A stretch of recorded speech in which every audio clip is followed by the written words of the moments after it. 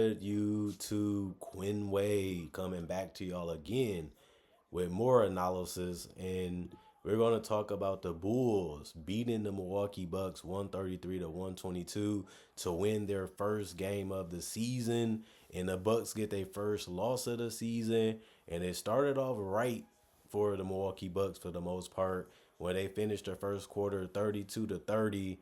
That changed in the second quarter where we ended up tied with this game 33 to 32 for the Bulls over the Bucks. And then that third quarter came and the Bulls was able to get some comfortability against the Bucks defense, and they was able to find their way, and Zach LaVine hit some big shots, 39 to 31.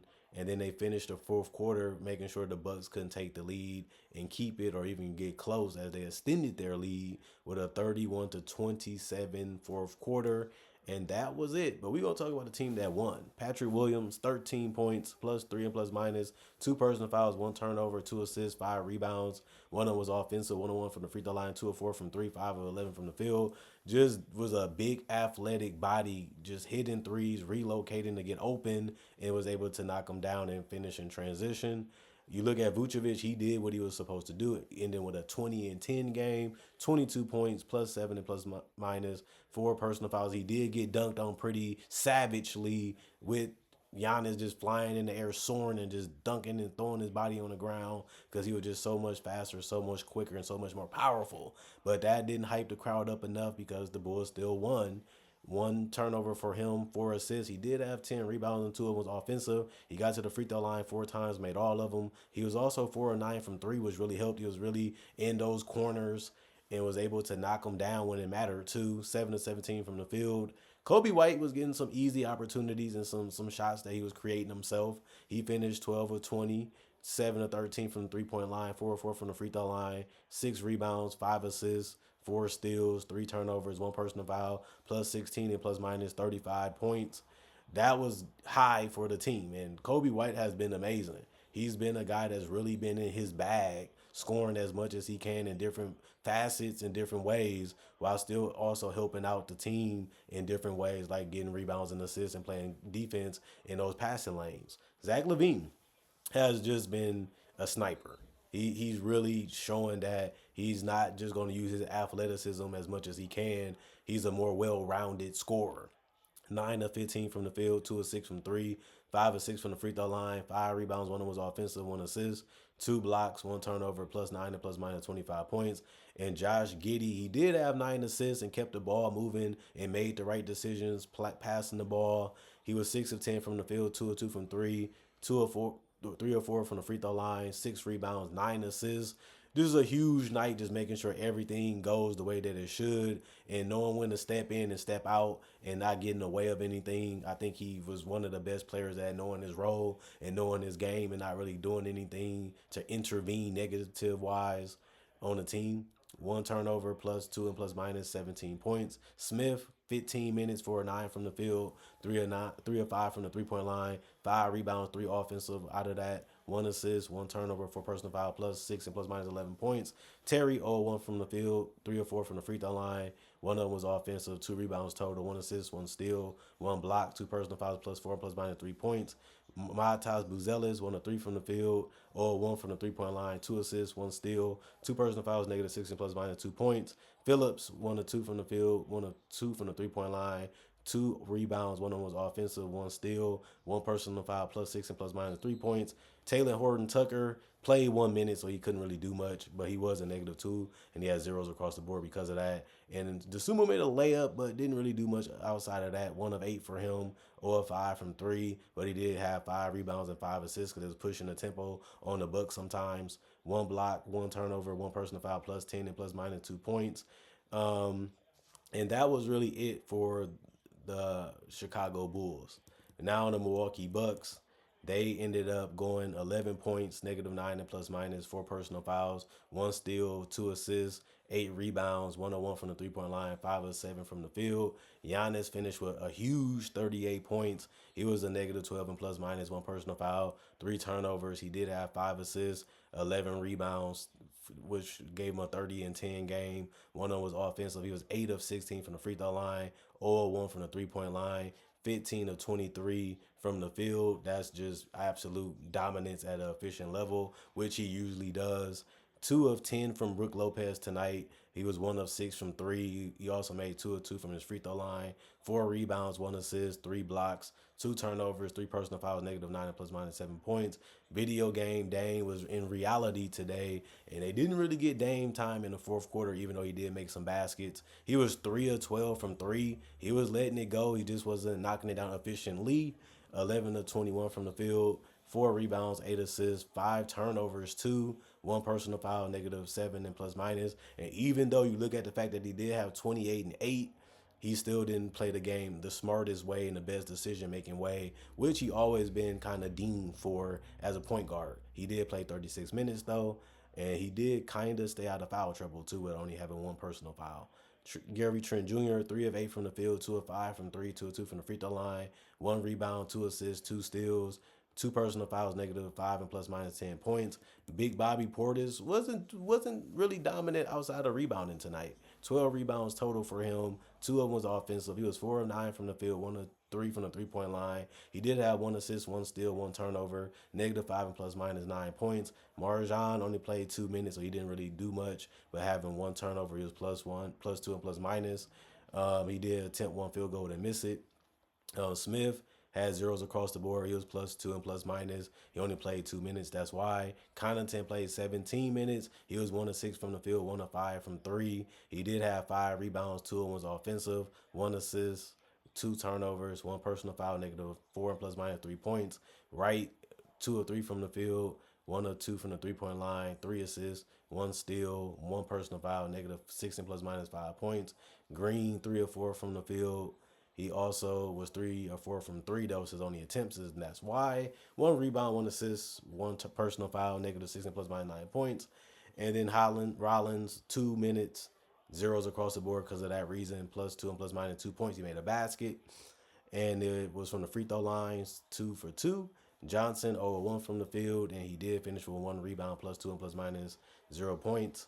And that was really the game for them tonight. They just couldn't get it going enough, as a team. And it's unfortunate too when you see a game like this and you see the Bucks have this much talent and you see how much they struggled to really figure out how to stop the Bulls, which is unfortunate, but it does happen, and this is what we have to see.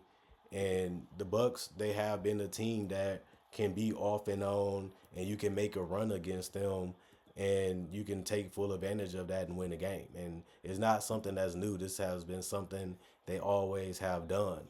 And when you look at the team numbers, you look at the fact that the Bulls shot 47% from the field, 44% from three. They shot 87% from the free throw line. They had 46 rebounds total, and then they also had 30 assists as a team, and they had 10 steals too, and also just 4 blocks. They only had 9 turnovers, well, 17 turnovers as a team.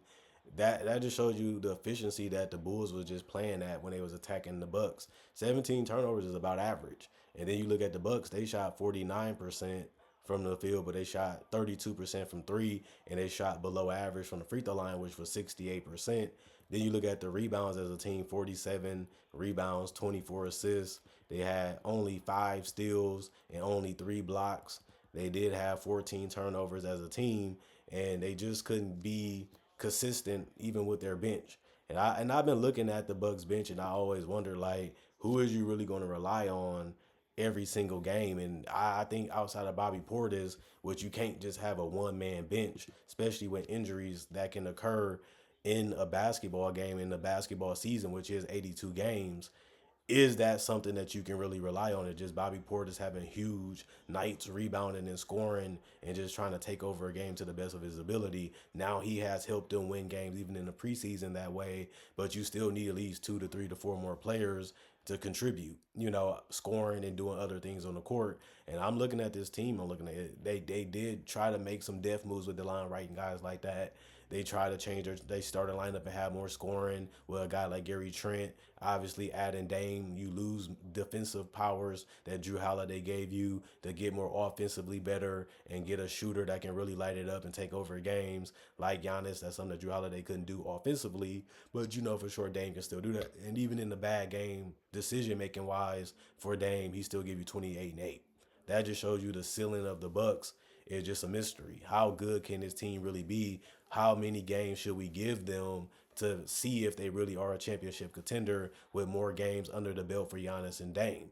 Because this could be the final straw, like Giannis say. If you can't win with Dame, we got put out in the first round because you couldn't stay healthy. You are the franchise. You are the best player. We don't want to get rid of you. We want to figure out how to win with you. But this ain't let's stay with the Bucks forever because he puts us in the best position. Eventually, you get older, it's going to be hard to get a draft pick because as long as you got Giannis, you're going to be competitive because he's just that good of a defender. He's just that good of an offensive player to the point where you're always going to be a team that's going to be a 6 seed at the worst. And we've seen the same thing with other franchise players getting older, and you can't really grab any young talent without trading a significant piece. But most of the time, that's a younger piece to get an older piece to try to win now. But it always doesn't work, and it pushes you a lot backwards, especially when you try trading picks, which the Bucks have been doing. So the Bucks are getting to a point where it's a no return. Like, what can we really get better at this point besides trying to build chemistry and trying to get Dame some good looks and some good opportunities and continue to let Giannis dominate as much as he can? Brook Lopez look a little slow. He's not really doing much in the paint. He's shooting way more threes, but he's not really a sniper at it. He's respectable, and it's just like Middleton. If you're going to play the Middleton game of we're going to wait to Middleton to get healthy to evaluate how good of a team we are because he's on a contract that's virtually untradeable because of his age, because of his availability has been absent the last couple years. And that's part of the reason why the Bucks haven't been winning as many games because he's a crucial piece of this team and he always has been, and he was one of the big reasons why they won against Atlanta and why they won against a team like the Phoenix Suns. So we know the significance of Chris Middleton, but he's only getting older. He's only getting more brittle because of that, and he's not really going to age gracefully outside of the last couple of shots we remember was all tough shots from Chris Middleton. He had to work for every basket that he can get. Now, thank God that he was able to make them because their dream and their goal was to win the championship and they got it done. And that's what he had to do at that time. That was years ago. This is the reality of Middleton not being as efficient, not being as productive in that role anymore. And sometimes you even wonder, is he going to be a starter? Can you defend and can you score for 30 plus minutes like the Bucks need you to? But they already paid him. They already gave him his money. He's only gonna get older from this point. He's already a little bit of damaged goods, which is unfortunate, honestly. But this is the hole that the Bucks put themselves in with the decisions they have made. Now, obviously, they did something that most teams dream about doing, but it's also you should have got more out of it. This is a team that should have won more championships instead of just one. Because that's what it's looking like. They're going to win is one, which is already tough enough to do. But Giannis has been a defensive player of the year. He has been an MVP. He's one of the best players. That's why he was top 75. And I was in Cleveland at the top 75 ceremony. And I was at ring night when Giannis got their rings. I was there, obviously. So I'm looking at it like they should have got more. And Giannis is in his early 30s, just turned 30. And it's crazy that he feels that the window's closing and they have so much talent still on his roster. And a lot of people just gave up on the Bucks because health concerns. Giannis hasn't been healthy in the playoffs. Middleton hasn't really been healthy. Dame hasn't really been himself because he didn't really play with them that much because of the people errors being in and out of the lineup.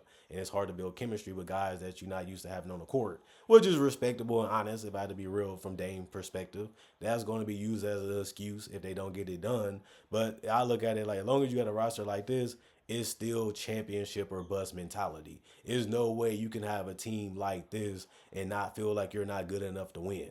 And if anybody in this roster feel like they don't have enough to win, I just gotta slap them to wake them back up. You have enough to get it done against any team if you play the way you play.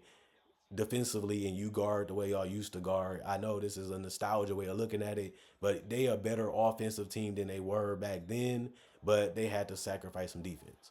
That shouldn't be that big of a deal because you're still big at most positions when you look at their starting lineup.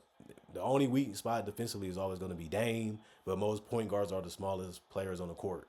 And that's something that everybody knows because it's basketball. But I'm still a little wait and see on the Bucks because I still feel like they have a lot of talent and they can just take advantage of matchups like they did. James Harden, Kyrie was banged up. They took full advantage of that to get past the Nets. Once they did that, now you just got to finish your job and get the job done against the Suns. And they played hard. They put themselves in a great position and capitalized off of it and became champions.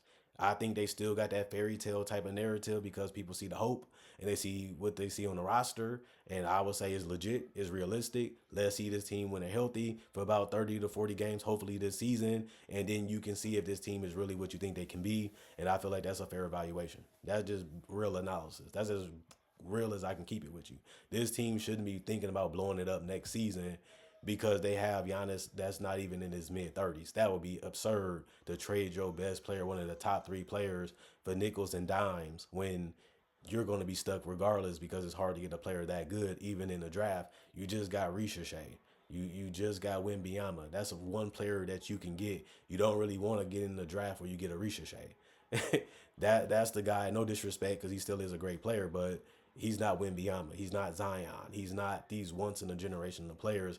And Giannis wasn't even a lottery pick really. You know what I'm saying? They got him later in the draft. He's like a Jokic. He developed into that guy. Nobody's seen Giannis being the guy that he is now. It was his work ethic that got him there and the trust of the Bucks knowing that he can get there when they drafted him. And he just made it a one of a kind story because he lived it and is legit and is real. But the Bucks got a lot of things to figure out. And people are already saying Doc Rivers is not the coach for this team. I think he's the coach that had a team similar to this team, like the '08 Celtics. You got a lot of veterans that have a chance to still win it. You're going to struggle sometimes because you're older and it comes with inherent problems. But if things go your way, like the Rockets did when they was a six seed, you still have enough talent to compete with anybody. And health and concerns and things can come up. And if you take full advantage of it like they did in 21, you can end up still a champion. So I got to put the Bucks still in that conversation as a contender in the Eastern Conference because it's the truth. But that's how I feel. Comment, like, subscribe, share, hit the notification bell for more analysis. And if you love analysis and you love basketball and you're new to the channel, check out my older videos. I have over 2,000 plus videos, almost 3K videos already on the channel. And I upload every day, throughout the day, throughout the years, throughout the months. And I'm one of the most consistent, if not most consistent, NBA producer of content. Thanks for watching. Thanks for enjoying. Thanks for sharing. And just a reminder, if you've been part of the channel, check out them older videos too, because it may be something you missed because you've been enjoying the content so much or you've been busy, whatever it is. I'm just giving you a reminder to check it out. And thanks for watching. See you guys later with that Suns Laker game. And I'm done for the rest of the day after that.